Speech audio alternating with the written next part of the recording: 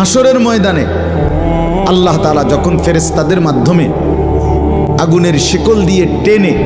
জাহান্নামকে হাসরের মাঠে এনে দাঁড় করাবে, মনে করেন এখানে আইনা রাখবে, আমরা সবাই তাকাবো, এরকম হাসরের মাঠে যখন জাহান্নামকে আনা হবে, এই জাহান্নামের দিকে এক নজর তাকাইয়া হাসরের ময়দানের সমস্ত নাফরমান পাপী বেঈমান আবারও বলবে আল্লাহর কাছে, রব্বানা আখিরনা ইলা আজালিন করিব, আল্লাহ একটু সময়ের জন্য দুনিয়াটা আবার ফেরত দেন, হায়াত আবার ফেরত, সময়গুলো আরেকবার দেন, আরেকটু সময় দেন, নজিব দাওয়াতাক, আপনার সব কথা তখন মেনে নেব, ওয়ানাত্তাবিউর রুসুল,